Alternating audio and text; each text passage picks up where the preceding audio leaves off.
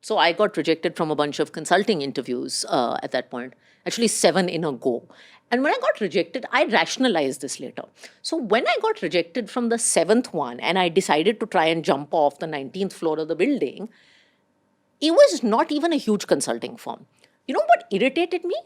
It was the fact that I got rejected, but friends of mine who I thought had less grades got the job. It's like that dialogue, in Three Idiots, कि खुद की हार इतनी नहीं बुरी लगती, लेकिन दोस्त जीत जाए ना, so then you feel even worse.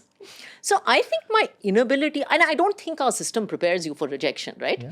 You're always told, beta, work hard, keep doing your thing, study, settle ho jaoge. But what happens if you work hard and fail?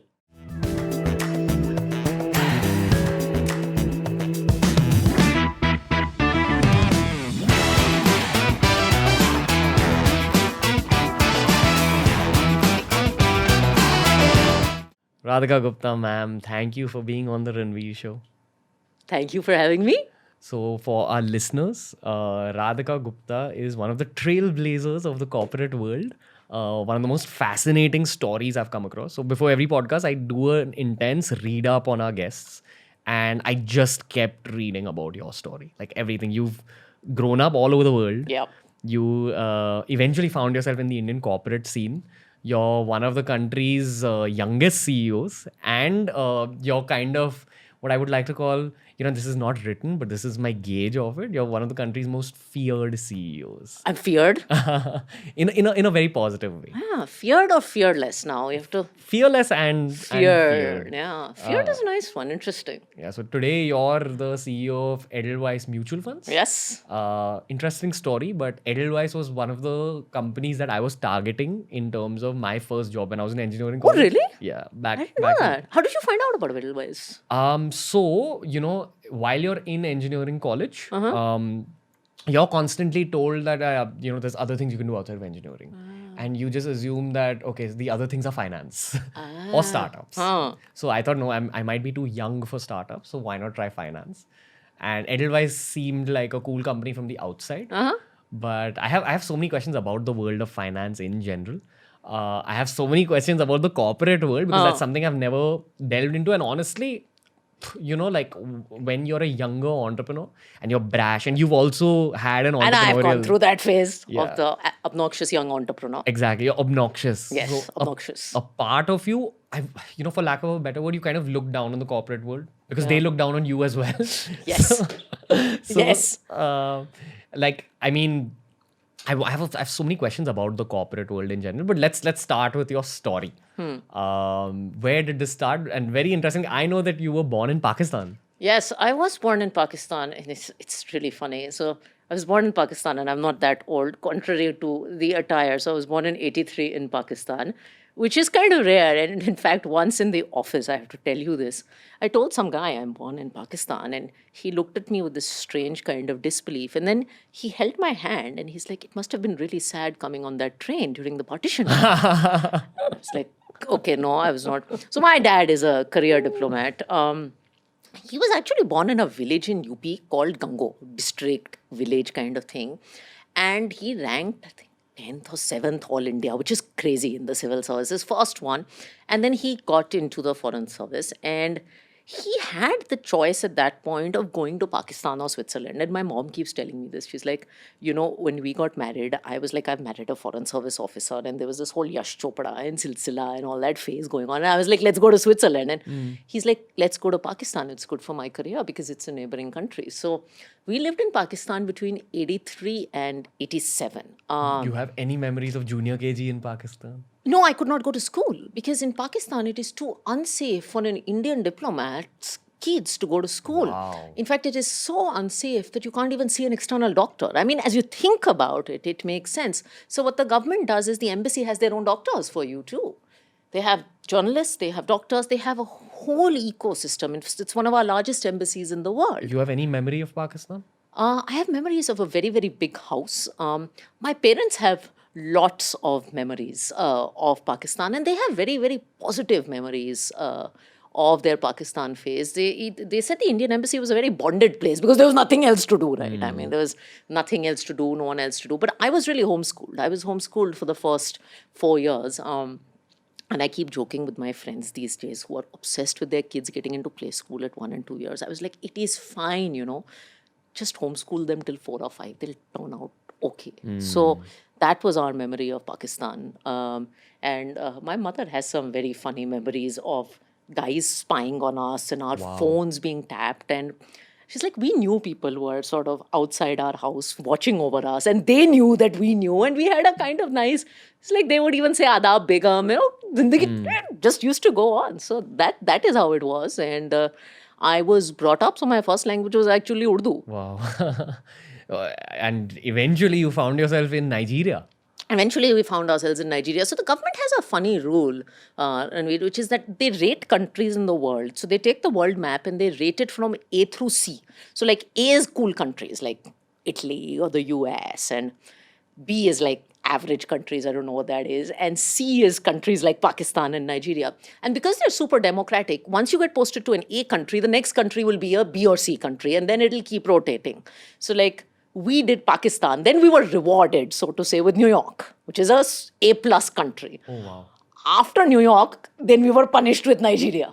That's So that's actually how the way, and it's really interesting because as a kid, you're actually going through very drastic changes because you're moving from a country like New York, where you have everything, which is so luxurious. And New York in the late 80s and 90s, I mean, this was a time when you used to get nothing in India, right? I remember coming back from New York and there were these orange packets of that Tang. I mean, you might be too, you too. But we used to carry this for everybody, right? I mean, nobody does that anymore. And then you move to a country like Nigeria where you can't get out of the house after 6 o'clock, where your house has a bulletproof door, where many of your friends and family have been robbed at gunpoint, and where there's nothing to do except sit at home. So the government, I mean, a foreign service kid's life actually is subject to a lot of extremes. And this was in your teenage. So This is in your teenage, yes. Imagine what you went through. Like, And this is pre-Facebook and YouTube and Twitter. So you can't even keep in touch with friends, right? I mean, who's going to send snail mail to Nigeria, right? Like, who do you keep in touch with, right? So the other thing with this life is that you don't have school friends. So, like my husband grew up in Bombay. He has a ton of school friends. I don't have any school friends. I mean, I don't know anybody. So you also grow up with that. But yeah, Nigeria was a super interesting place to grow up. I mean, I've spoken about this. I really don't envy my mom because I think I was 12 and my brother was 9.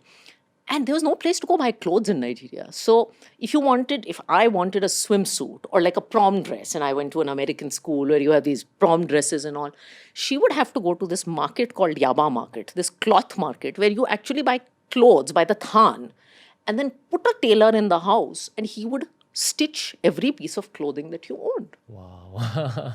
So it's just a very interesting kind of childhood.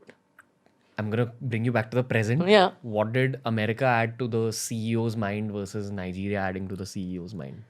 So I think the change has added a lot. I think rather than, there's something you pick up from each country. So one of the things I picked up from Nigeria, which is very true. So Nigeria is the most corrupt country in the world, right? I mean, you can't get petrol. You need 2 days of standing in line to get petrol. That's why people have two drivers in Nigeria. But if you look at the stats, Nigeria is actually one of the happiest countries in the world. Nigerians are constantly optimistic about life. And I think that's something that I picked up a lot.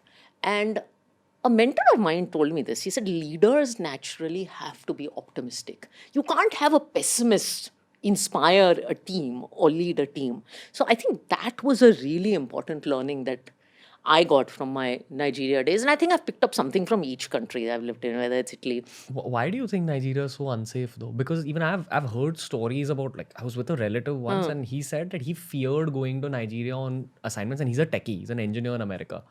And he said that a friend of his went there or landed up at the Lagos airport. Yeah. His driver picked him up, and instead of taking him to the hotel, they took him into a forest.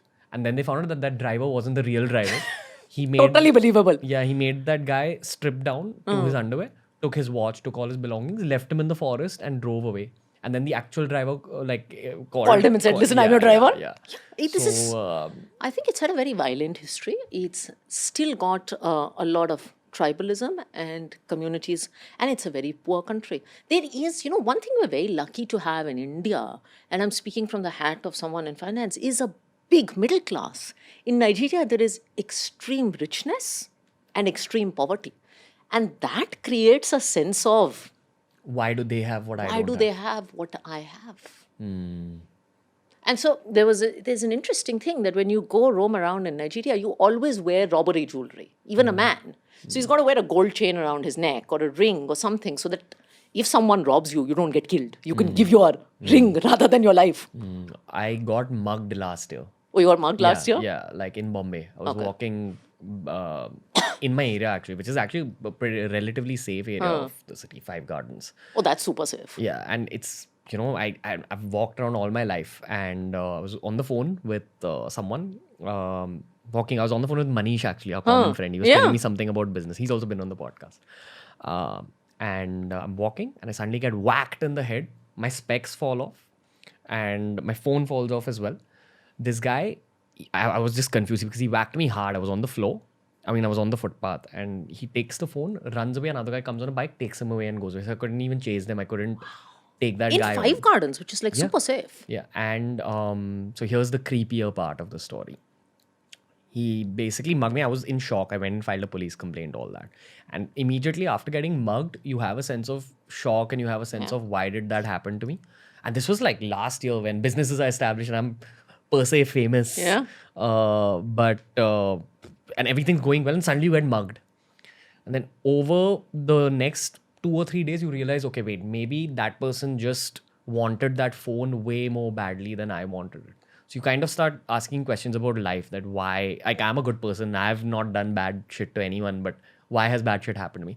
And then you realize this class difference where you're like, even in India, while it may not be as much as Nigeria, there is that class division of people who are given a lot versus people who are not. So I went to school in Philadelphia in the US, and our area was actually a very unsafe area. So I saw a lot of mugging there. And if you come to this, you think about it, it actually had a community of very poor people and then all these university kids. And it's the same class difference. You wonder why people would mug a college kid, because a lot of kids in Philly at that point, there was a point which you knew you would not cross.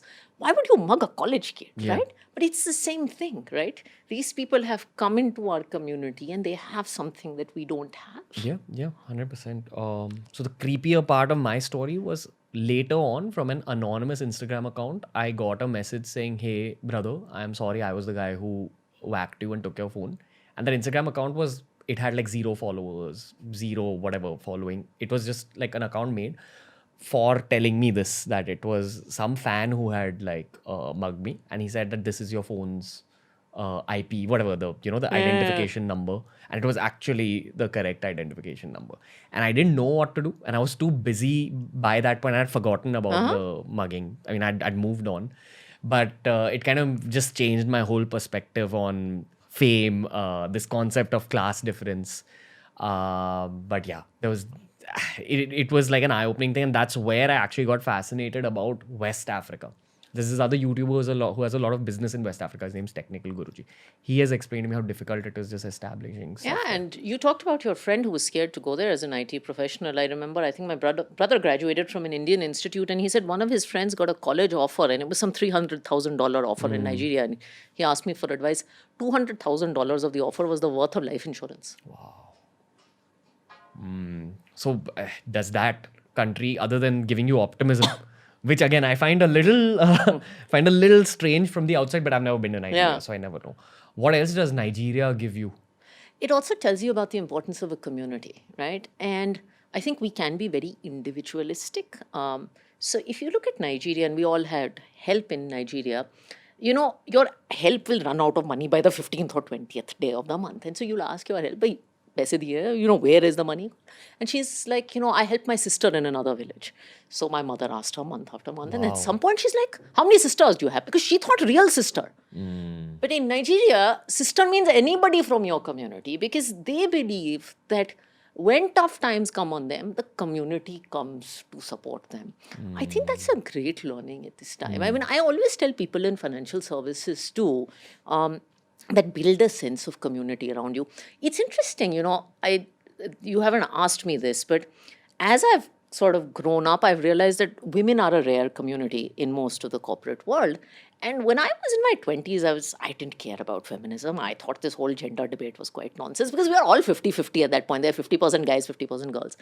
As I have become older, I've actually realized this importance of community, especially being a girl, and the importance of building a community of women and standing up for each other. So this whole concept of sisterhood that I learned in Nigeria, it's now kicking in a very different way. Yeah. Here's a scary stat, which I actually might get slightly wrong, Yeah. but Kunal Shah, the founder of Cred, was on the show recently. And he said that in urban metros, in Bombay, Delhi, Bangalore, something like 80 to 90% of the women are just like sitting at home. It could be because 25% of our women participate in the workforce. I mean, I'll get into trouble for this, but in my own industry, we have 45 mutual fund companies in India. I mean, let's just do some quick math. There are about 4 or 5 leadership roles, CEO, head of investments, etc., etc. So 45 times 5 means there should be 200, otherwise 150 senior positions. I counted and I think 5 are filled by women. That's crazy. And it's not, by the way, that we don't know how to manage money. Yeah, no, it's not that at all. So, as a guy, you kind of take this for granted because it's not really your concern. You don't notice all these things till you grow up. Maybe if you become an entrepreneur and you have women and men working with, that's when you start noticing these little Things. cracks in society, which is actually the first kind of reason I thought I should have you on the show. I read one of your tweets, which I just told you about before the podcast. Yeah, I remember this. You'd posted a video of basically Trump and Modi are together. They're walking down this pathway. Yes. And there's like 10 girls there wearing Bharatanatyam costumes and one guy wearing this traditional Indian outfit. And that one guy, it's a kid. And He's a kid in a white outfit. yeah, the kid pulls out his phone and goes up to Modi and Trump and says, "Hey, can I get a photo?" Yeah. And they oblige, they take the photo with them. And your caption on that was, I'm going to let you actually complete it. So there's 2 parts to it. So my caption on that was ask for opportunities because nobody is going to do anything for you. And the other thing about that photo is, so while the kid's tapping and asking, look at the expression of the girls. So a lot of people trolled me on that saying, well, what if the girls didn't want a photo? But my answer is, look at the expression of the girls. They were like, almost like that Miss India moment. Like, I can't believe he got it. Well, my point is, why did he get it? He asked. And you know what? The girls were first in line, but they didn't ask. And so I go to all these women's sessions and they keep asking me, what's your advice for young girls? And I'm like, just ask for opportunities. Ask for the big promotion. If you're competent at something, ask. I think, on average, if a woman is 8 out of 10, she's probably going to rate herself 6 and a guy is going to rate herself 11. Yes, that's an actual study. One of my friends who's a consultant at Bain, she sent me this that's an actual study. There you go. What you quoted. They had actually asked a bunch of women this and exactly that happened. Most of the women rated themselves lower than the capabilities and most of the guys rated themselves higher than the capabilities. And it might be societal conditioning, genetical pre-conditioning. I don't know what it is. It's all that. So it's the smallest thing. So I remember when I was getting married, I had these pheras and I was wearing a reasonably light lehenga. So I was walking and I walk fast. So I was walking around the fire quickly and my husband was walking. And the Pandit actually told me, and I might get into trouble for saying that, this slow down, you should look shy. Wow. And from a young age, you're told stuff like this. And I'm like, but why should I slow down? We are walking and I'm walking at the pace that is comfortable to me.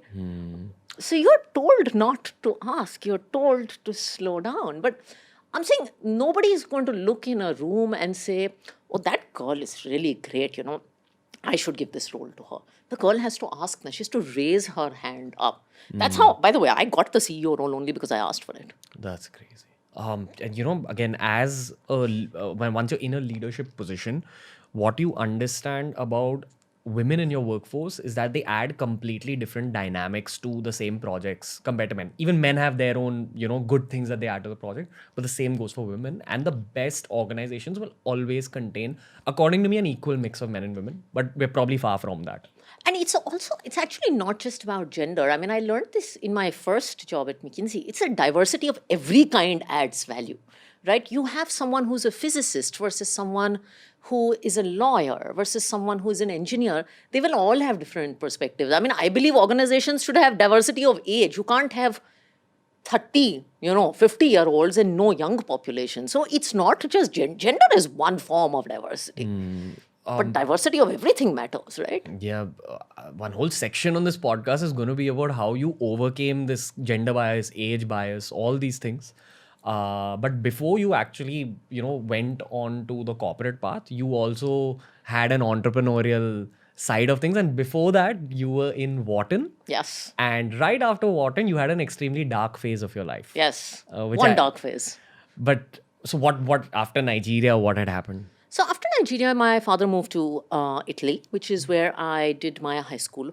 Awesome place, by the way, like the best place I've lived on earth. And then I think by the time I was in 10th or 11th, there was this thing that, what do you want to do next? And so dad is in the government, mom has been a teacher. So What did that add to your personality? oh, Italy is such a lovely place. Firstly, I think most of my personal habits are shaped by Italy, like my food, everything I want to do.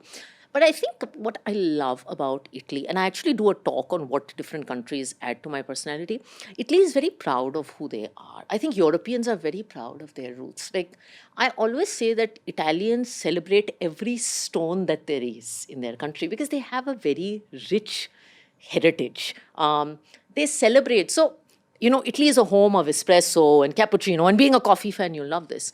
But, there's no Starbucks in Italy, right? Because the Italians are not going to or till then there wasn't, I think. And the Italians are not going to let some random American company walk in and walk all over their culture.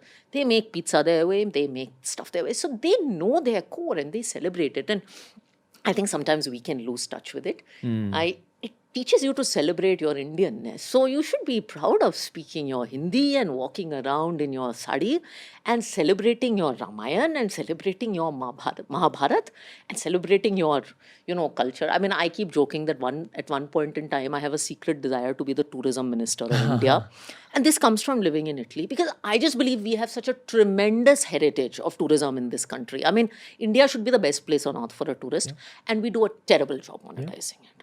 100%. It's going, my hope is that in 20 years' time, if I am in politics in any way, that's one department I wish to clean up from an entrepreneurial perspective so that we can make money off of tourism. So tourism is your soft power, it's your brand, and it's business. And the Italians celebrate literally everything. And so that's what that brought to the table.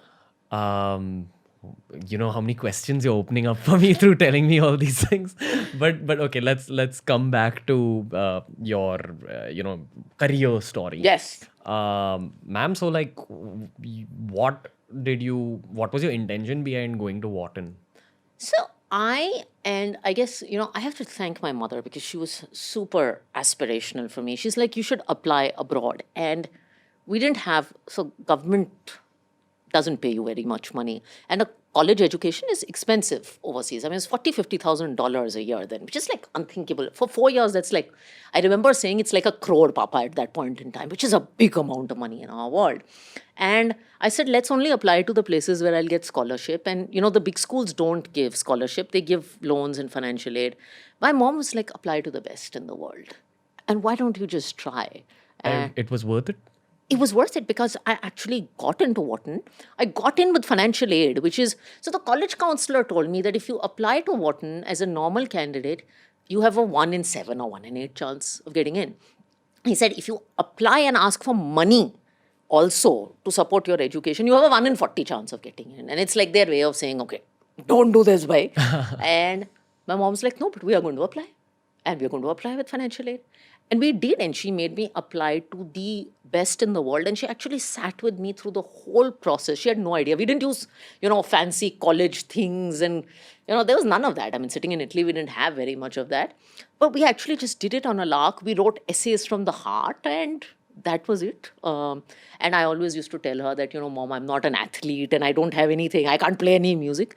She's like, just tell them who you are. You have such an amazing background. Yeah. You're a good student. Just go tell them your story. Honestly, what's the worst that can happen? You won't get in anywhere. You'll go to India. And that's how I got into college. I mean, that's actually how I got into college. Ma'am, so what does this Ivy League education add to your head? Because, a lot of parents, so, okay, I'll give you my perspective, right? So my dad's Punjabi and my mom is half Maharashtrian, half Guju, but she's much more Maharashtrian than she's Gujarati. And Maharashtrians give a lot of importance to education. So since I was like 3 years old, it was my mom's heartfelt dream that I go through an Ivy League education of some sort. And it broke her heart when I choose to make videos for a living. Uh, so she still has that thing, like even if I tell her right now that, listen, I'm kind of considering applying to an Ivy League college. She like jump. She will be like, yes, finally. Finally. It's like her ultimate thing. And that's probably not going to happen. Yeah. So my version of having that happen to me is asking people like yourself, Okay. what have I missed out on in life? So look, I don't think an Ivy League education is the be all and end all. It's not like, you don't get an Ivy League education because people like overdo the craze about it these days. So ultimately, what you do, I mean, you can be perfectly successful without it. I think it can change your life. And I don't think it can change your life because of the 4 years there only and sitting in classes. I mean, classes are good and you meet world-class professors. But I just think the community of people that you get exposed to is incredible. Firstly, you're studying with kids from all around the world. And look, I had a global background, but studying with kids from all around the world is very different from traveling to Europe on a holiday. I think it's just a very different perspective. Secondly, I think you're always taught to aim really, really high. So you're taught that you have to be a learner, that you have to push your mind. And I think that spirit stays with you even when you're 30 and 40. And the most powerful thing it does is it gives you an alumni network. So I used to head our alumni club here. We have about 1,000 alumni from my college in India. And we're very connected to each other. And they all must be, holding the top jobs in the country. Yeah, they're of course, very, very successful professionals, but they're also a very close-knit community. And in my case, it's really interesting. I met my husband in college. And all our close friends also married friends from college. So we have this group of about 5, 6 of us couples, and we meet every weekend. And we just look at, and now, I mean, some of them are CEOs of listed company and people have done very well for themselves, but we're bonded by those 4 years. Are the conversations very intellectual?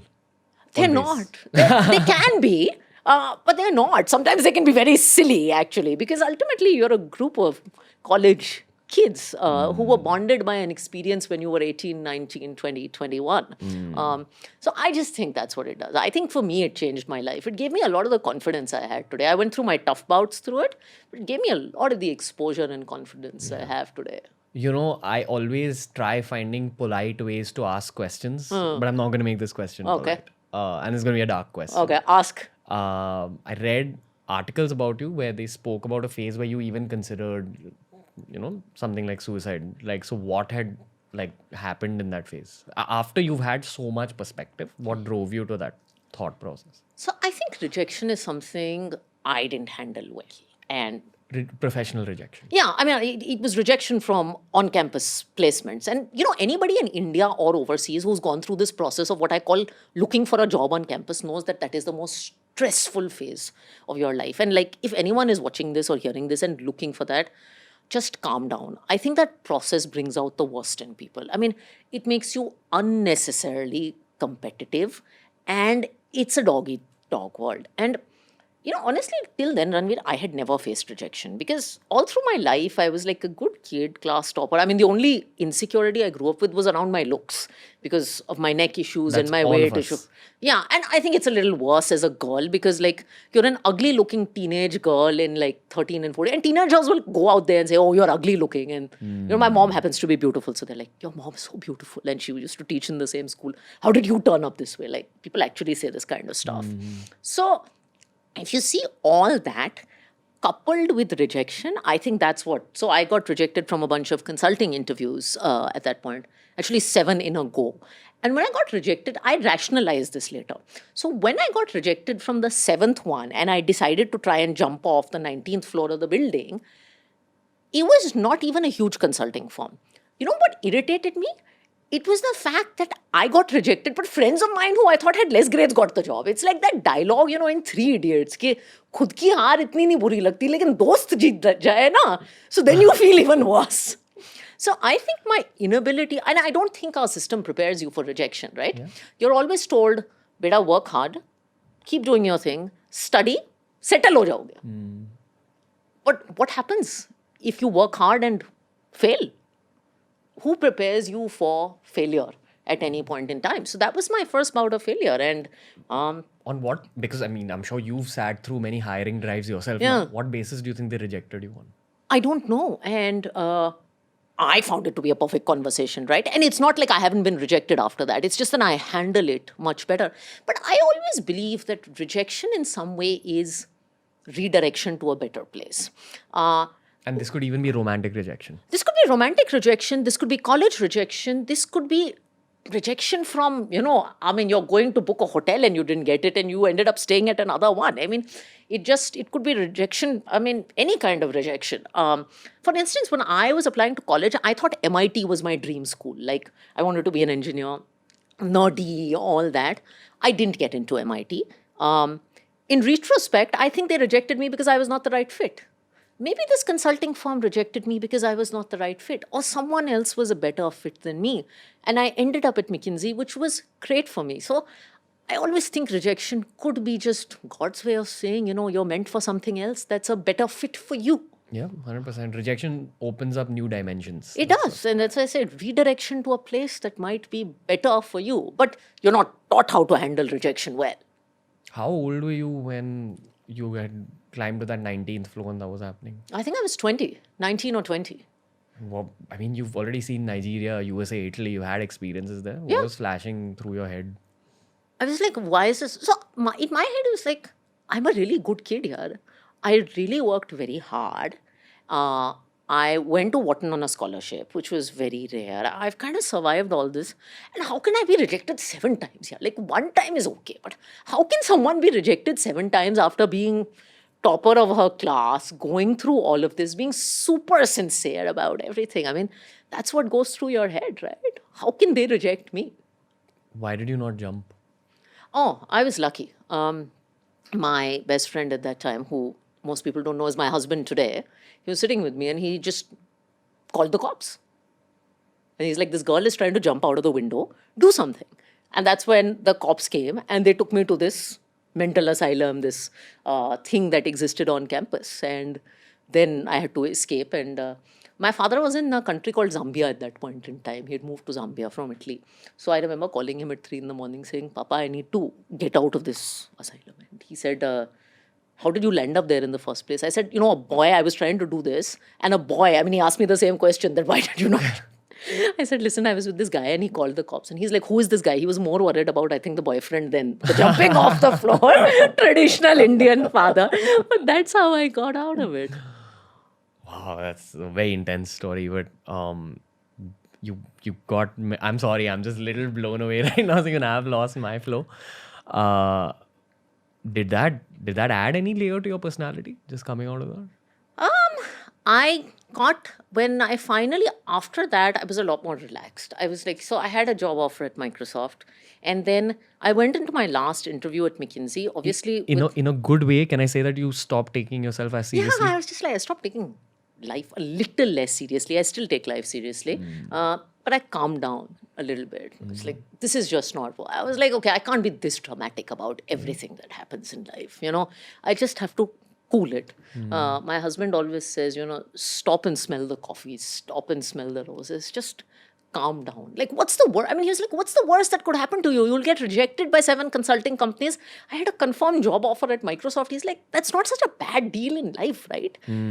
So I just started seeing the other side of life and putting my problems into perspective. And I think that helped. Yeah, and now you're building one of the biggest corporate careers that India's seen. And, I think telling the story obviously much later has helped me a lot. I'm glad I lived through that story because I also had the ability to tell it later. Do you think you've been free of mental health issues since? Pretty free, actually. Pretty free. It's not that I don't go through pretty crappy days. I keep saying 1 day a month, like I hate my life and I want to kill somebody at work, or I'm like, oh God, I can't do this, or, my team's troubling me, or I'm having some personal problems. So it's not like I don't go through bad phases. But I've had the ability to talk about it now rather than just internalize it. And I think that helps. So that was probably my lowest mental health phase. I think the last 3-4 years, ever since I have discovered the power of sort of sharing my stories, being vulnerable, and realizing that I don't need to be perfect, have been really good for happiness and confidence. That's beautiful. Ma'am, but like the corporate career, how did the trailblazing start? So the corporate career is, one, I have to tell you, the corporate career is less glamorous than it is made out to be in your. So I like tried to jump off, right, for this corporate career. And so my first job was at McKinsey, which is like a top consulting firm in the world. Now, when I joined McKinsey, I was like very excited about it. I was like, okay, I'm going to be a strategy consultant and I'm going to sit in this conference room and come up with like strategies, and white smoke is going to emerge out. Just for the listeners, could you explain what a consultant does? So a consultant is basically, consulting companies basically advise corporates, Fortune 500 companies, large companies on various parts, how to turn around their HR, how to change their operations. There's basically a problem that a company could be going through, and they hire a consulting company because they have got expertise seeing many different companies. So that's what a consulting company does. And consulting is a career that people are very excited about because at a very early age, it gives you exposure to different businesses, different problems, and you think you're actually going to sit and advise them, right? So now when you think consultant, like you're a consultant to me, you think you're probably advising me on something. So my impression was, I'm going to sit in a suit and big boardroom, and the CEO of this company is going to walk in and I'm going to give him advice on how to run his business. That's the perception. So my first assignment at McKinsey was for like an equivalent of Chroma, one of these electronic retail firms. And it was in a city called Houston in Texas where there's no vegetarian food. And my job was to go to this electronics store and start at 4 in the morning and follow people around in this store and just catalog on a pen and paper what they were doing from 4 in the morning till 10 at night. And I was like, what is this? I was like, I tried to jump off a 19th floor of a building for this. And so that's how my corporate career started. And I mean, the reason I'm saying this is because I think entry-level jobs are not what they're made out to be. And it's not just at McKinsey. McKinsey is a great employer, but you need to go through the tough grind, yeah? Nobody is going to give you the reins of the company and say, solve my strategy and tell me. You don't know anything, right? So that was the first thing actually I learned in my corporate career. And I always tell younger kids who join that don't expect the first 2-3 years to be glamorous. You're going to do very, very, very basic work. I mean, you always start life at the bottom of the totem pole again. Like if there's a totem pole, you just start life again at the bottom. Which is the biggest problem even we see in hiring, even for the media industry today. We'll hire some very talented kids who will severely lack patience. Yeah, there you go. And they'll fight with you for larger opportunities. You're like, dude, I need to put you through a grind first to ensure that you're capable of handling those opportunities. Even in financial services, your first few years are sitting in front of an Excel spreadsheet and cranking models, and it's good because it builds your analytical ability. It teaches you to understand detail. It teaches you to make mistakes and go wrong. No one's going to hand over your company to a 22-year-old kid on the first day. That doesn't mean you can't make it as a young person.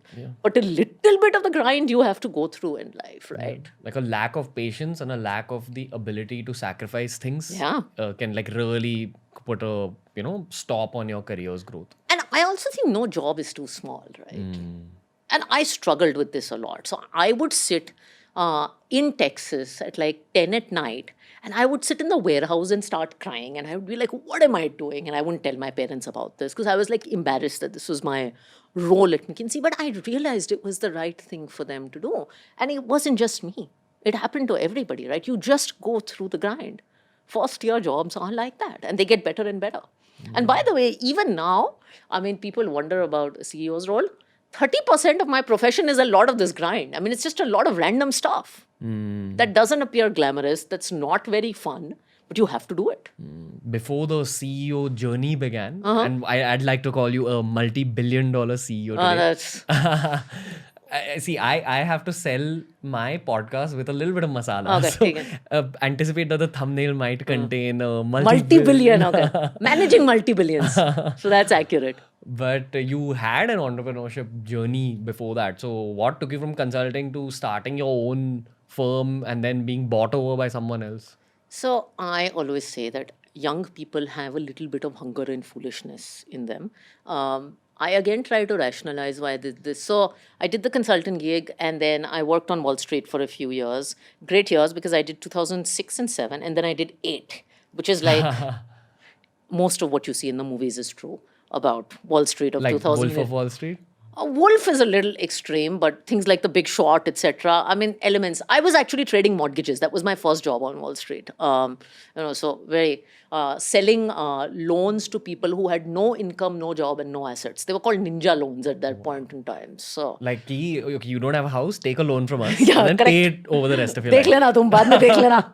Here, take a Ranveer. You're eligible for a $2 million loan. I know you have no income, no job, no assets, something like that. So yeah, we did that for 2-3 years. How are Indians perceived on Wall Street? As very smart people. I mean, Wall Street has a ton of us. Oh, okay. I think globally, and this is an interesting conversation. So my dad's represented India from the 70s to, 2020 or 2015 when he retired. I think the perception of India globally has changed completely. And he said this when he retired. He's like, so he keeps telling me, he says, you market mutual funds for a living, but I sold India for a living, which is just a beautiful thing, he says. But he has seen the kind of respect that he was given in the 70s, which, your US and German counterparts, I don't think thought of him very much at that point in time. But then there was this 80s phase, and it wasn't a great phase. And then 90s happened, and the IT boom happened. So when I moved to Nigeria in 95, kids would ask me in school, you're from India, do you go to school on elephants? And are you from the land of snake charmers? This was the perception.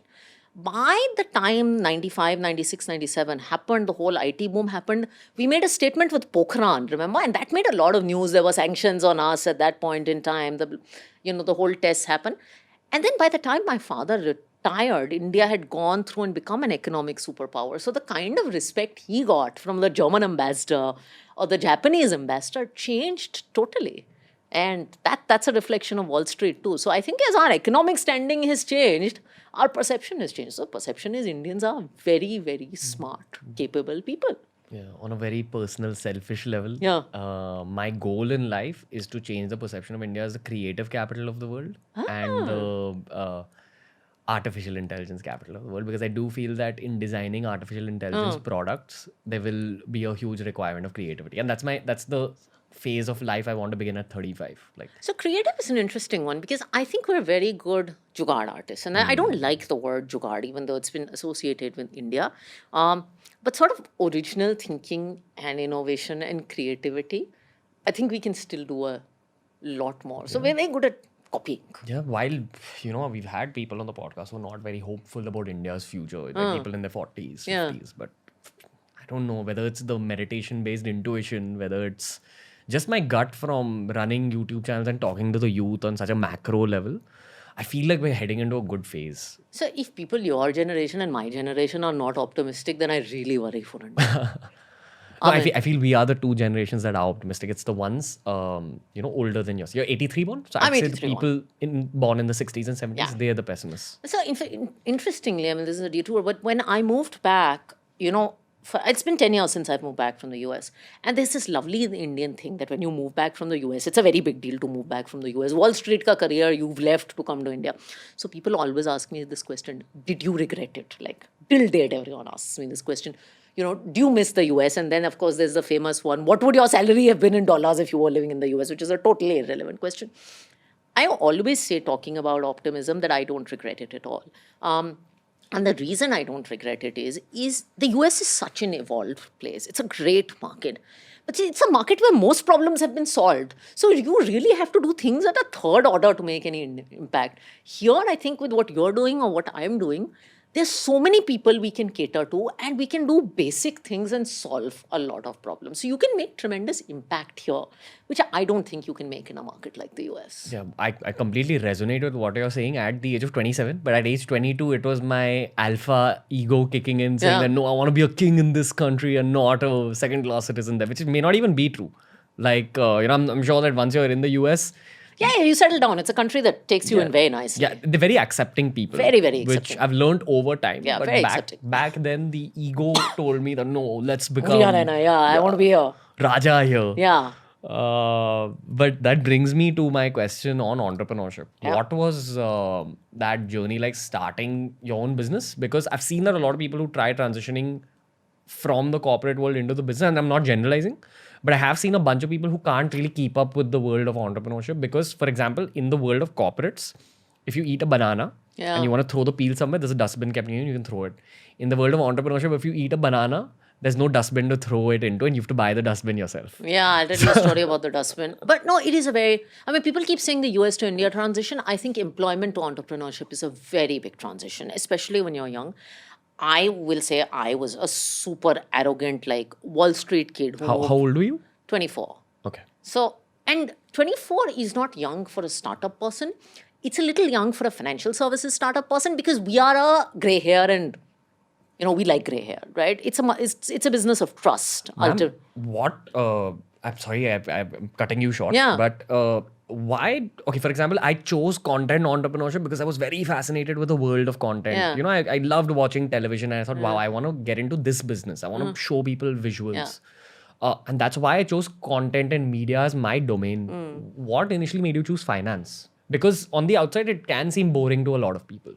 Okay, so I'm not going to give you the glamorous answer to this. See, there are people like you, and I think you're taught that, you should find your passion and you should follow your passion and all that stuff. And I think that's great, right? And there are people like you who find your passion in life. I was just a good student who went to a management school, and it happened to be a finance and management centric school. Now, Dad had never had a corporate career for me to know that so if you are going to ask me, did you want to do finance since you were a kid? No, I had no idea what this was, right? I think some of us just start in careers and we grow to love our careers it's almost like arranged marriage, right? Some of us find our life partners and we choose them and, we fall in love and then we get married.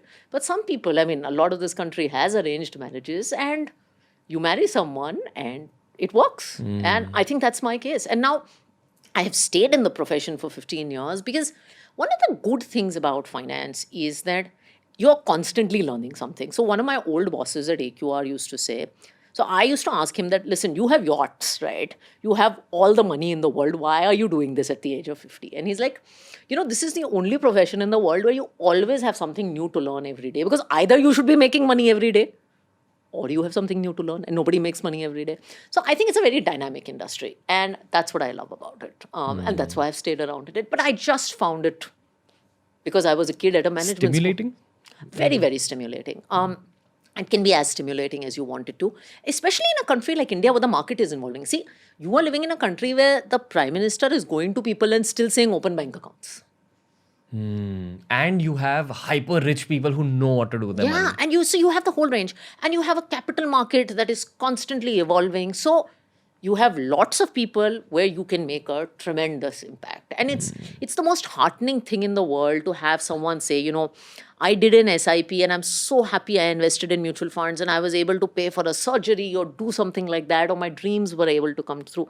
Ultimately, we are in the business of money management, and we make people's dreams come true. People invest and people save, and they make dreams come true, whether they are a vacation or a business or whatever it is. So in that sense, it's a very rewarding profession. The stimulation and the ability to help other people is the joy of it. Yeah, you could make a woman independent and enable her to start her own business. You could change the financial fortunes of a family. So there is a deeper purpose. I think it's not Wolf of Wall Street. We're not the evil industry that the media makes us out to be. By the way, we're also not like the I hate the media portrayal of us. We're not like the, high, glamorous, like there are girls all around and there's this high, rich life. Most financial services professionals are actually if you talk to fund managers who manage money, like fund manager is someone who manages your money. If you give me money, they're very quiet people and they're very burdened by the responsibility of managing someone else's money.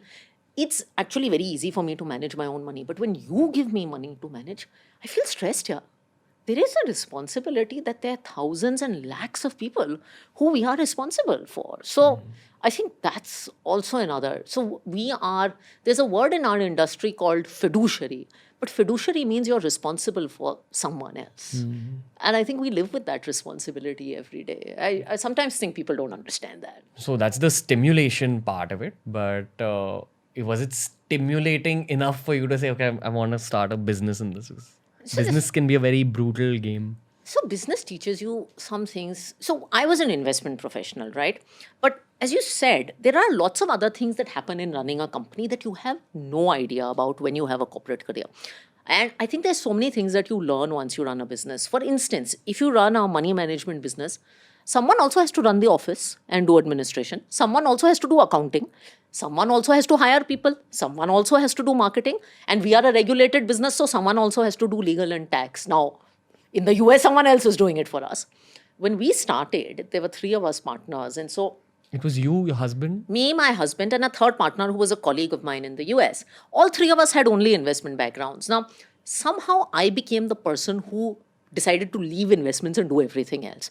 So I remember setting up our company with registrar of companies and going to the ROC website and filling the name.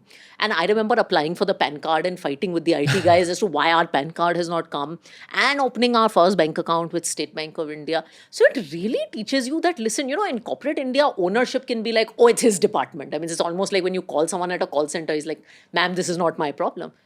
When you run a business, everything is your problem, right? And I was the one, in fact, and get into trouble for saying this. We had come from the US, so we didn't realize you have to have a sign in Hindi and Marathi on the door outside of the company. And we didn't do that. So I actually got a shop and establishment tax notice in my name. And I realized this is also the stuff that you have to manage. And I'm so grateful I did it, because today, in a CEO stint, you don't only look at money management. You also manage marketing. You also manage an office. You also manage HR. In fact, you spend more time managing HR. I learned all of this in my Forefront Capital stint. So I was very well prepared. But your basic product was that you'll take someone's money and help them take care of it. Yeah, You'll so manage it for them. our first product was a portfolio management service, which is basically that you'll take someone's money, rich people's money, and help them manage it. Our second product was something called an alternative investment fund, which is like, it's like a mutual fund for the rich. So it is more sophisticated in terms of what it can do than a mutual fund. And probably you need more money to invest in this than you would need. 1 crore minimum versus 1,000 rupee minimum, which I manage today. So those were our first set of products. How do you convince rich people to part with the money and give it to you? It's hilarious. So the minimum that SEBI lets you take from a client in a portfolio management service is 25 lakhs. So that's what we started with. And we would go to friends and family and say, please give us money. And, you have this belief that when you are a Wharton return graduate, people are like waiting to give you money. You said Ivy League return. Nobody cares. But does every Wharton graduate or every Ivy League graduate have that capability of actually multiplying those 25 lakhs? Well, forget multiplying it. Can you even convince someone that you can multiply it? But say you have good sales skills. Do you think they have they are good enough and strong enough to... So I think money management is a very basic profession. I think, it's a profession that involves understanding what is a good business and what is not a good business. And whether you're a Wharton graduate or a not Wharton graduate, I think if you're a strong thinker, if you're disciplined about your approach, and if you know what is a good business, you will be able to do it. So I don't think it's that difficult in industry.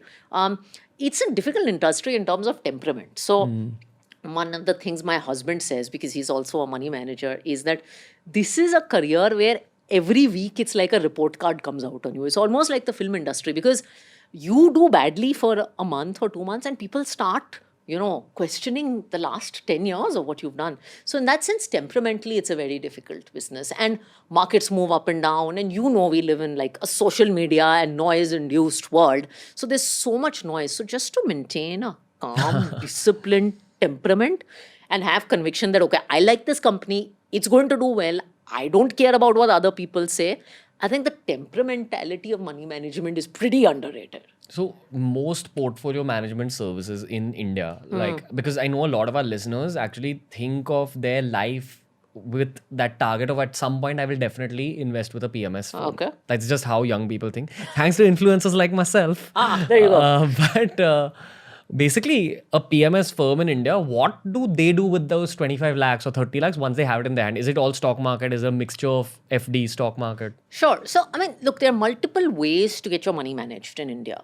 Mutual fund is one, PMS is the other, and there is a third called AIF.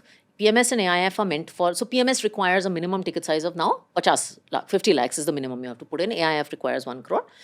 All of them invest basis certain rules. So all of them have an objective, right? So you could have a mutual fund or PMS that is focused on the stock markets. You could have one that is partly stock markets and partly debt markets. You could have one that is just doing safe instruments. So it's very important to understand what the objective of what you're getting into is. Like you could have a health podcast, or you could have a food podcast, or you could have a music podcast. And I just want to add one nugget here for the listeners. Like people often who are not from the financial world get intimidated by these words like, PMS, mutual fund. Like they get that's the big hurdle, I think, for your industry to tell people, listen, all this is very basic and simple. But all these things are very, whatever ma'am's saying, if you're not understanding it, pause this podcast or pause this YouTube video, go Google it and come back. Yeah, and there's a ton of financial education out there. So I always tell young people, just learn. And I mean, guys like you have made expertise out of it. But the big challenge for my industry is to try and just simplify communication.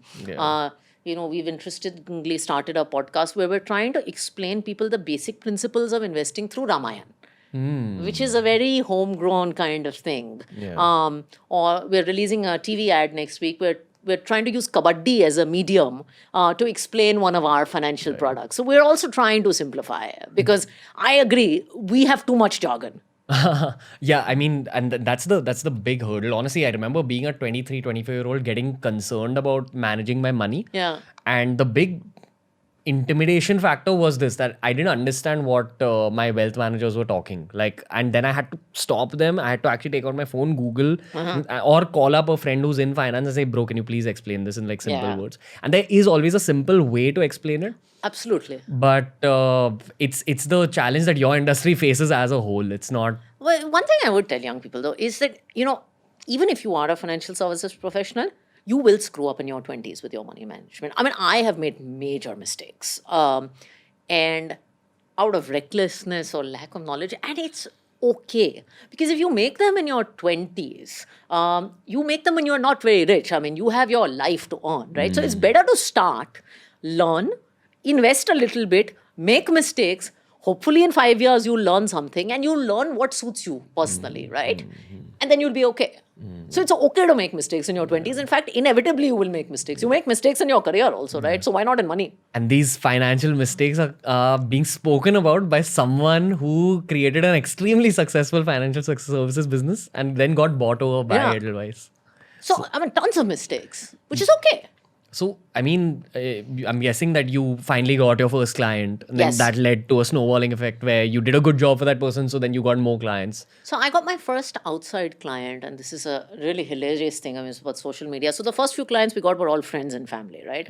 I just, again, want to cut you short for a second. Just to explain to the listeners that I'm guessing the business model here is you manage someone's money. And the profits you make on that money, you take a cut from those profits. So again, so you manage someone's money and you charge a small fee for managing that money. So it could be like 1-2% is typically the fee. Sometimes in some products, you charge something above the profit. So like if I make 15%, then I'll take something of that. But the basic money that we make is it's like a bank charge. It's called a management fee in our business. So it's a fixed fee for managing your money. Got it. Typically, it's 1-2% of your money that we charge. Got it. Yeah. But then what happened once you got your... So first few clients were all friends and family. Then I got this advice from someone very famous in financial services. I won't take his name. I was like, okay, so all the clients were getting our friends and family. Now, how do we get non-friends and family? Because you're going to run out of that bank of people, right? And you're a young kid. So he said, there are all these TV channels like CNBC and ET Now, etc. He's like, India, man, he actually said this in Hindi. He's like, jo dikhta hai, wo bikta hai. I mean, whatever is visible actually sells. So he's like, you have to promote your brand. You have to go out and build a brand. So I remember going on LinkedIn and talking to all these journals and I'm like, can I show up on your TV channel? And that's what I did. And I started writing articles on money control.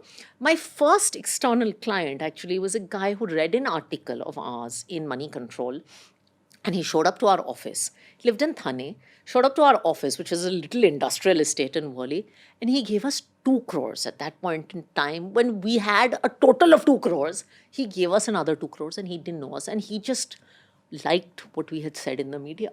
That's actually how we got out. And then the business grew from there. In fact, it's unfortunate, but he died 2-3 months ago in the lockdown. But he remained an investor with us for 10 years. You'd written a thread about this on your Twitter. But Yeah. please go follow Radhika ma'am on Twitter. You are one of the reasons that I say that there's a new wave of Twitter happening in this country.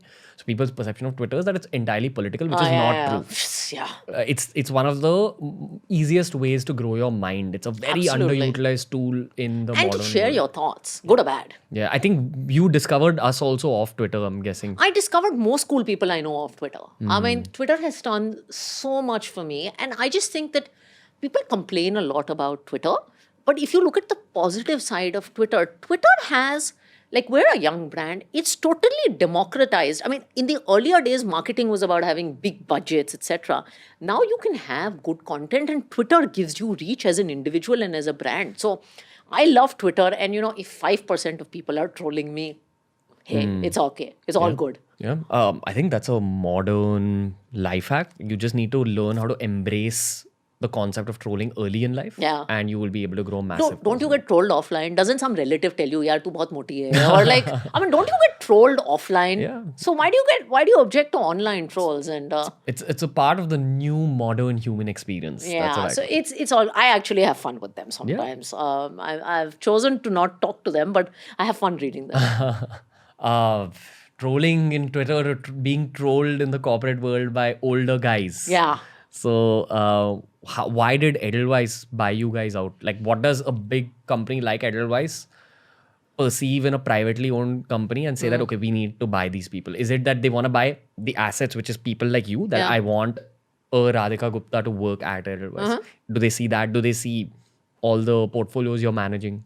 So I think it's a combination, and selling your company is a super emotional thing. And we talk to a lot of buyers. We actually spent about 9-12 months in this whole acquisition process. How long did you actually run the company before? 4.5-5 years, 2009 to 2013. So long enough.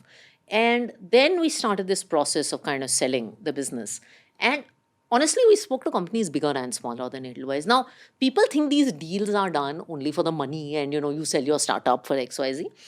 I can promise you, and, you said that you wanted to talk to Edelweiss, and work for them out of college. The reason we picked Edelweiss was the brand and the culture. You have to financial services businesses are not food businesses where you just sell it and you walk away. They buy the business for the founders because they expect the team will hang on. Now, if you as a group of people have to work with a company afterwards, your primary criteria is, dude, is this a place I want to work? So it's a marriage rather than a buyout. Absolutely. And I said this again and again when I did the deal, that it's a partnership. It's not an acquisition. And, people always, in fact, when we sold the business, people kept saying, they're going to eat you alive. Corporate India is going to, because this was our first time working in Indian corporates. They were like, oh, it'll be a lala company. It will eat you alive. I mean, all the standard stuff. Thankfully, they have not eaten me alive.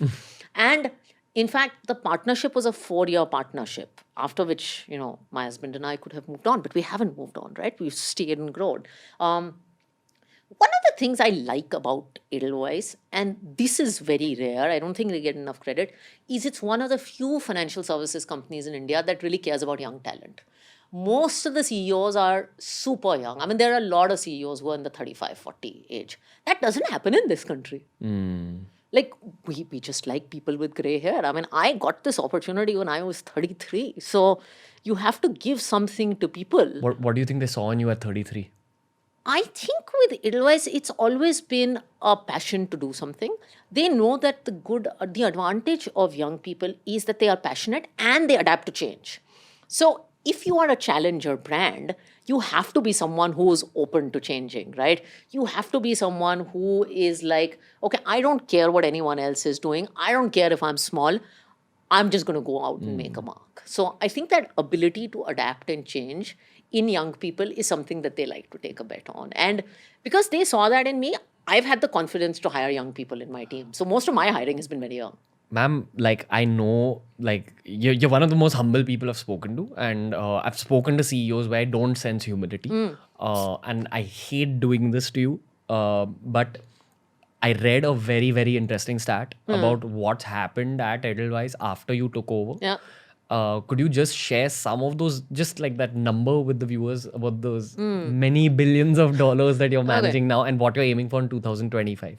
Okay, yeah. So one is the aspirations are super large. So I've seen Edelweiss Mutual Fund, and we have ranks, right, in our industry of 45 mutual funds.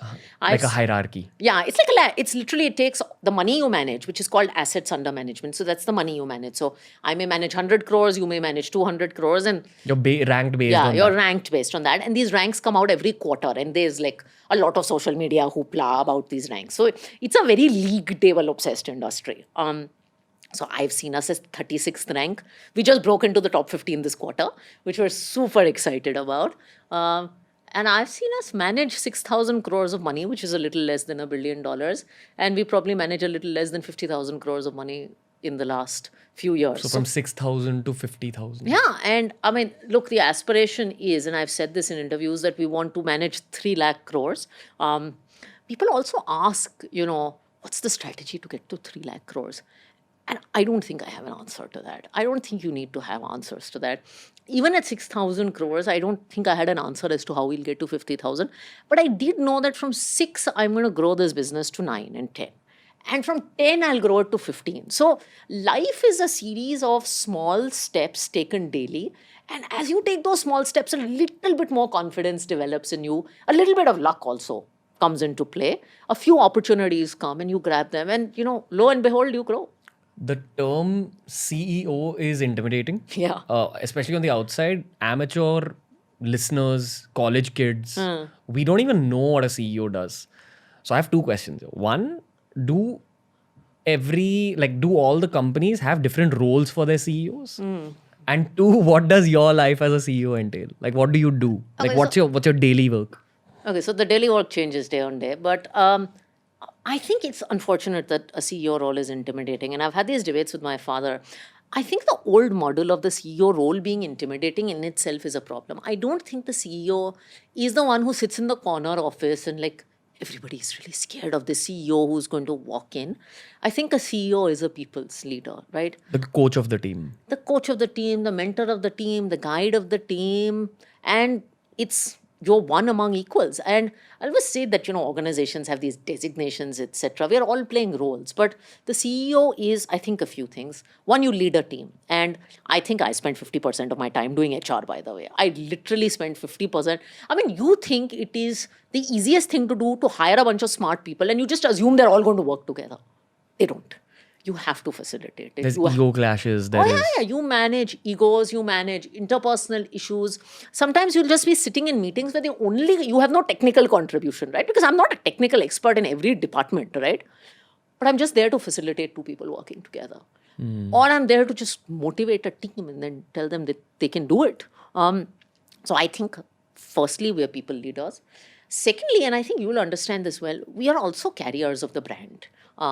Because, when you're CEO Edelweiss Mutual Fund, your responsibility is to carry the message of Edelweiss Mutual Fund everywhere that you go and make sure that people think the highest about Edelweiss Mutual Fund. So I wake up every day thinking like I represent the brand and I have to be the best ambassador of the brand. I mean, this is something I learned from my father. So he said, I'm ambassador of India, right? His title all these years was ambassador of India. And all his life, he spent marketing India and making sure that people thought the best about India. And I think of myself as an ambassador of Edelweiss Mutual Fund. So I think that's the second role that we do.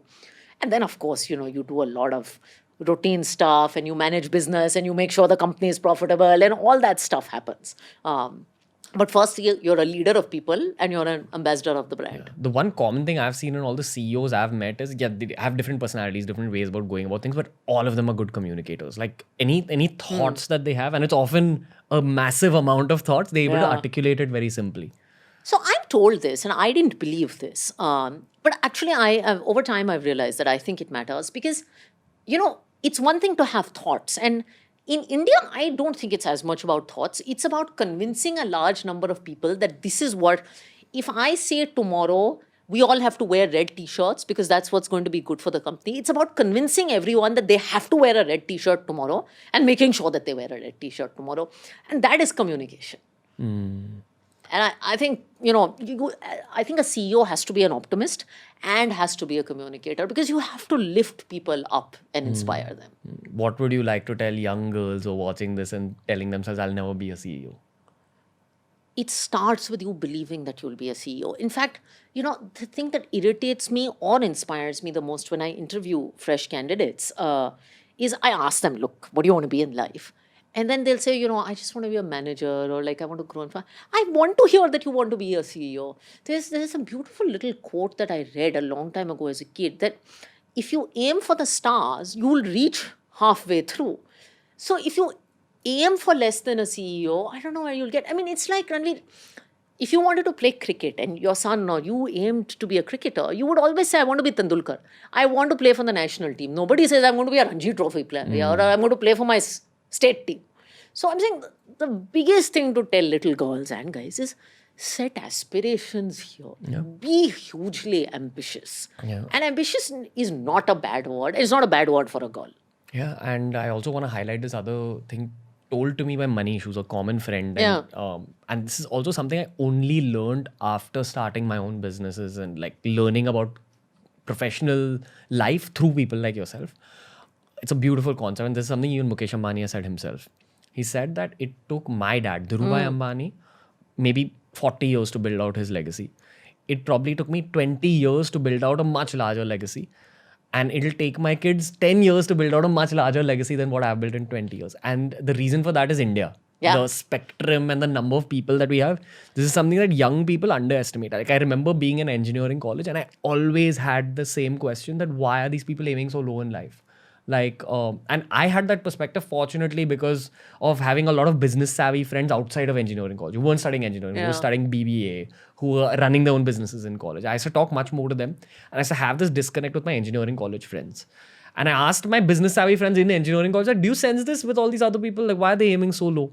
And they told me that, dude, it's just cultural upbringing. They've been told that you're in engineering college, you better have a stable job at the end of it, and that's it. It's that whole मेहनत करो, नौकरी मिल जाएगी, settle हो जाओ. Yeah, and at the core of it, it's a status game. The parents want to be able to tell their friends that, oh, my kid's got a great job. Yeah, और वो settle हो गया है, फिर उसकी शादी भी ठीक हो गई है, and then if you're a woman, then you have kids and all that. But why aim low? At least start by aiming really, really high. And I think this is definitely an Ivy League education. It forces you to aim really, really high. At least start thinking that you're the best in the world, right? Yeah. One of the things I always used to tell my team, even when we were ranked 36, is that, the league table can call your rank anything. Okay, that's reality. But in your head, you have to be number one. And in your head, you have to be number one, because if you think like number 36 in your head, you will always stay at number 36. 100%. And one thing I've learned about business and entrepreneurship and careers is that anything is possible. Oh, yeah. Like, oh, my God. You can aim for the stars, and it'll just boil down to how much you're willing to execute. And sometimes, and I've seen this in my last 3-year career, things like Bharat Bond and some of the things that we've done.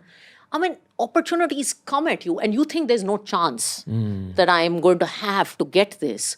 Or, why would this come to me? Why would I get this? And it just happens. If you want it hard enough. I mean, look, so don't judge me for this. I'm a total Shah Rukh Khan fan of some time. And I actually really believe that whole dialogue about agar kisi cheez ko sache dil se chaho, to actually the world conspires you to make you to succeed. Yeah. My reason for choosing this career and not creating, say, comedy content or light-weighted content is that I want to breed entrepreneurship in India. I want to share my mistakes. I want to share the fire. I've been blessed. I've been born with a lot of fire, and I just want to put it out there for the world. And if there's ever 100 billionaires of the world list, I want 50 to be from India, and I want 49 to be like listeners of this podcast. I know it's too high a name, but at least they should have heard one podcast and got some fire. And I want 25 of them to be women. I really hope so. I want 25 of them to be women. I want that to be a change through the podcast, and I'll tell you why. Again, there's this concept I read about a lot. So it's this concept of matriarchal societies. I believe that Bhutan is a matriarchal society. Parts of the Northeast. Yeah, parts of the Northeast, Kerala. And you know what it does? I've been to the Northeast. I've been and spoken to men from matriarchal societies. Again, I will get hate from this because India does have its section of Oh, yeah. people who do not believe at all in this concept. Oh, anytime I say something pro-women on Twitter, there's like 10% of people who are going to hate me for it. I mean, So it's okay. That's okay. We'll bear some of those arrows short. Why do you think a matriarchal society is good for the earth? I'll let you take that answer first, and then I'll give my own perspective. Also, could you just explain what matriarchal societies are in very simple words to the listeners? So I think matriarchy is where women play a strong role in society. I think you mentioned Kerala in the Northeast. I've also seen this. My mother-in-law hails from Mangalore. And I think the advantage of a matriarchal society, and forget matriarchal society, of lifting women, is that when you lift a woman, you lift a community. And when you lift a community, you lift an economy. Just want to give a nugget, like a story here. Yeah, go ahead. In Israel, so the country was developed after World War II, Yeah. where they had Jews from all over Europe and all of the world settled into Israel. Yeah. But they didn't know how to unify everyone. So they did this very interesting thing where they made Hebrew compulsory, and Hebrew was like their Sanskrit. Like how Sanskrit is It kind was of their unifying thing. Sanskrit is kind of it's Yeah. dying out in India. It's coming totally back dying out. slowly. Yeah. It's coming back gradually. Like people are getting interested in Sanskrit again. But Hebrew was a language that had entirely died out. And the government didn't know how to bring back Hebrew completely. Yeah. So they made Hebrew compulsory for everyone till 4th standard, but for all the girls till 10th standard. Because the girls would become mothers and they would teach the entire families. That's the core concept of matriarchy, that women have this ability to unify, to what we call galvanize. So galvanizing in engineering is when you dip another metal in zinc and the whole metal gets covered in zinc. Yeah. That's the power of a matriarchal society. When people learn to look at societies, businesses, life like that, and not just, I don't want women to get power, I want men to be in power. That's when we'll really start. So we growing. had, my mother-in-law had this maid, and I think I've told this story before, from Mangalore. And she, I think maybe would have been 4th or 5th pass. And she came to Bombay. And she started working with my mother-in-law. Now, she didn't know any English, I think Kannada medium or whatever, and then was forced to drop out of school to support a big family of brothers, etc. So she brought up my husband. And then I think when my husband's aunt went abroad, she went abroad with her. And she traveled the world, she learned English, she did everything, came back to Bombay, and she was able to migrate 2 or 3 of her sisters from the village into Bombay. She was able to settle down her family and buy them land in Mangalore. And she became a base for other girls of that community in Mangalore to come settle down in Bombay. So that is the galvanizing effect that a woman can have. She now, by the way, she paid for her own wedding.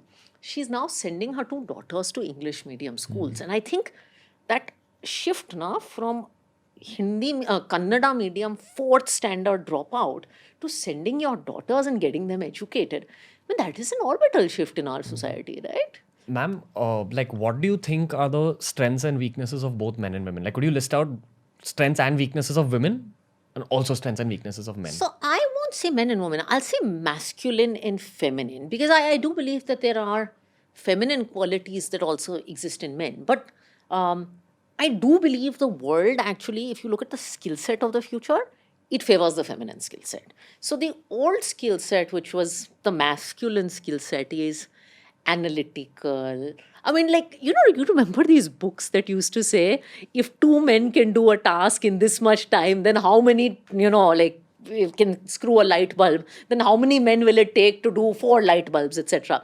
So it was all commoditized tasks. I mean, nobody wrote those things about women, by the way, because they know each woman is different. But if you look at the skill sets of women, they are creativity, customer experience.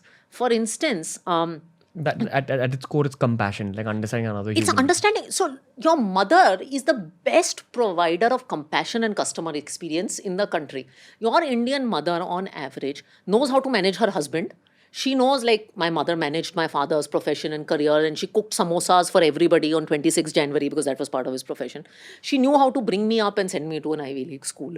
She dealt with my brother. She dealt with her in-laws, and she ran a job of her own. She had 4 or 5 different customers in her life who she was managing to perfection every single day. What is this customization of experience?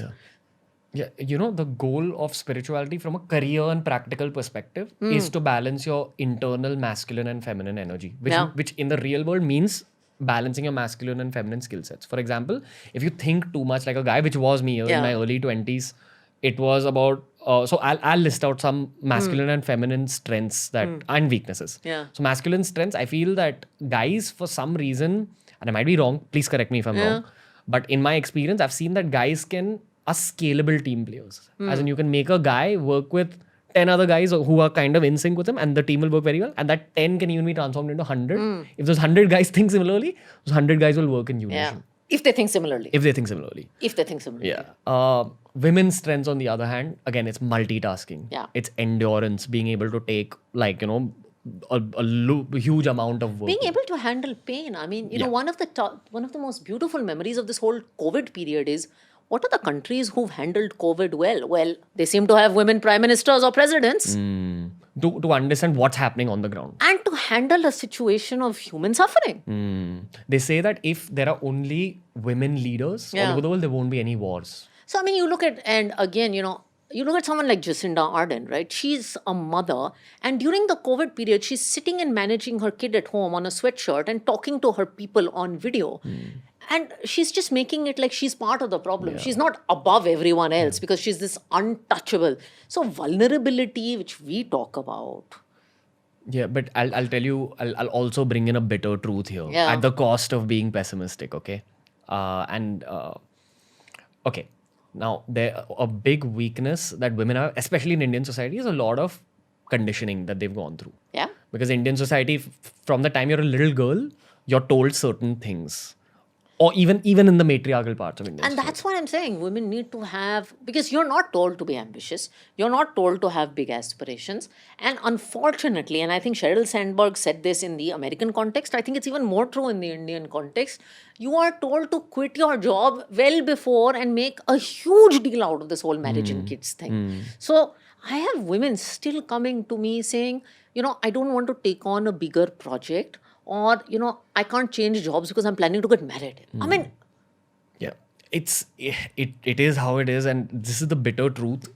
I feel like we are one generation away from the equality you spoke of. When we spoke about this 25. Yeah. According to me, practically what's going to happen, and this is not something I wish. Like, I wish that it's 50-50. Yeah. But I think it's going to be something like, a best case scenario would be 60-40. I hope my daughter's generation. I mean, I know I know my generation will always hear things like the only woman CEO and all that stuff. I hope my daughter's generation is able to change that. I'm seeing some signs of it. Because you know what's happening now is that while there is a strong feminist movement, there are two sections of that feminist movement as well. And the majority in that is just a lot of highlighting the negatives without thinking of solutions. But the next generation will start thinking of the solutions. And by the way, I should also tell you, so people keep asking me these questions of like, what are your challenges as a woman and all that stuff. There are huge advantages to being a woman. For instance, when you're the only woman of 44 men, and my peers often tell me I get a ton of attention, maybe much more than I should. I've had the opportunity, because I'm one of the few young women CEOs, to interview people like Arundhati Bhattacharya, to spend time with people like Zia Modi, to talk to Mary Com. I have been given opportunities because your gender makes you different. It makes your thinking different. It makes your approach different. And the world is looking for different people. So I will not step back and say it has only been a burden. I think it is about how you look at yourself. I think people are a mirror, right? If I think being a woman is an advantage, the world will make it an advantage. Ma'am, like when I meet other YouTubers, I know that they've been through a similar struggle like myself, like as in it's very similar. Our journeys, our initial struggles, we had to figure out camera work ourselves, we had to figure out team ourselves, then we had to figure scaling up. So when you meet ambitious, successful women like yourself, what's that underlying vibe? Like, where do you connect as sisters? We connect on so many levels. Even when I meet women CEOs, by the way, and there's so few of us, and I have friends who are women CEOs in manufacturing businesses and who are film producers. My God, the bond is incredible because we connect on shared experiences, and we all have shared stories. We all have shared stories of going into rooms where we're the only girl, and maybe the guy's bathroom is working, but the lady's bathroom is not working in the office. We have stories as banal as that. We have stories of being scared to talk in a conference room because, like, I struggle with this even now. Like, there are 15 guys talking and there's like an Arnab Goswami kind of like everybody talking over each other. I get very withdrawn. And many of my girlfriends tell me these stories. We have stories about how a lot of the socializing is done over dinners, especially in financial services in the US, over drinks and dinner, and you just don't feel comfortable talking about that. And unfortunately, and I'll get into trouble for saying this, Me Too has not helped our cause as women either in some ways. While it's made the workplace a lot safer, people are getting more scared to hire women. So we have those stories also. So women bond on many different levels. And I think probably the best part of my job is the sessions I do with young girls. What would you like men to know about an ambitious woman's mindset? It's not very different from theirs, and it has no reason to be different. But the only thing I would say to guys is, and I'll give you a funny example, that women are going to behave differently from you. So I get this thing with, guys get very scared when women cry in the office, right? Like guy managers, they get very scared when women cry in the office. And you almost see them hyperventilate, or then they start judging. Then, oh, she's not emotionally mature and stuff like that. So I keep trying to tell guys, and I told one of my former bosses this, that is it okay for a guy to use bad language in the office once in a while? Like, we forgive it, right? We say it was a moment of anger. If a woman can express her emotions through crying, and it's not like she's crying on the floor every day, but once in a year if she's cried, don't judge it.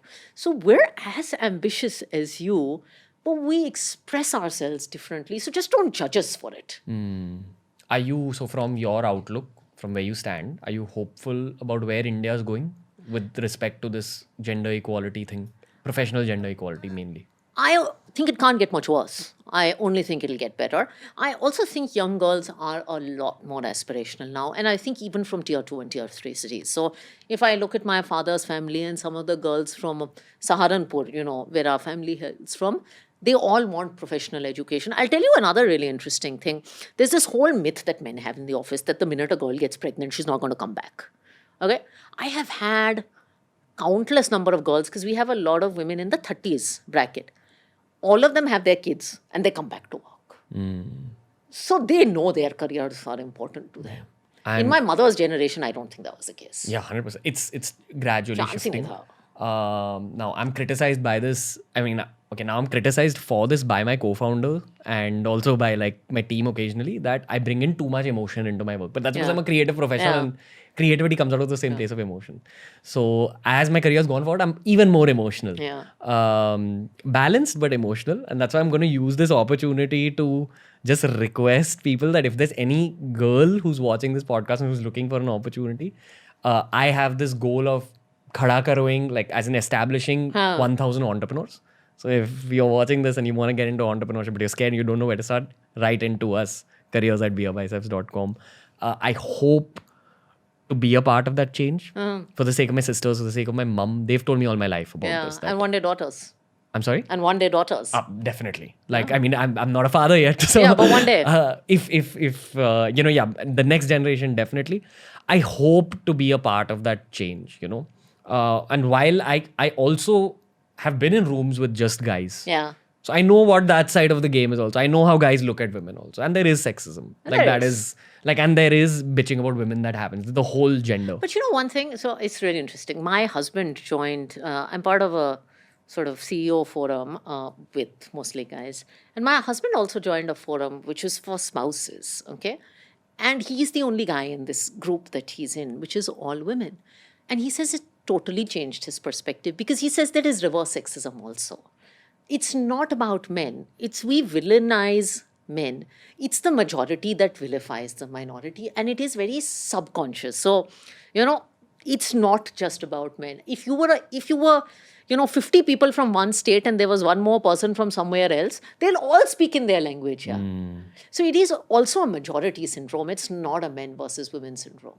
Got it. Beautiful. My husband has just seen this, and he said every guy should be in a group with a majority of women to understand what it feels like. Yeah, I think he tweeted about this. He tweeted about this, and he totally says you should do it. I've seen it change the kind of man he is. I just hope that these series, so you're actually the first podcast in the series of women entrepreneurs podcast that we're starting. Okay, so there'll be lots of them. Yeah. So and honestly, as a guy, only conversations like this give you the correct kind of perspective. Yeah. It's not conversations I have on a daily basis. But thank you, ma'am. This was a lot of fun. I'm hoping to do a lot more podcasts with you going forward. Thank you so much. It was a lot of fun. I think we talked about everything under the sun. Yeah, and I am dead sure you will reach that 3 lakh crore mark and beyond. Thank you. And not that you need a podcaster to I tell hope you I'll that. also influence 3 lakh people positively. Yeah, that's the hope, that this podcast goes out to a lot of people. So if you watched it till this point, please share it with everyone you know, men, women, everyone you know. Young, old. Yes, we need content like this to really go to the right people, the leaders of this country. So again, Radhika Gupta, thank you. This was a Thank you lot so of fun. much. Beautiful.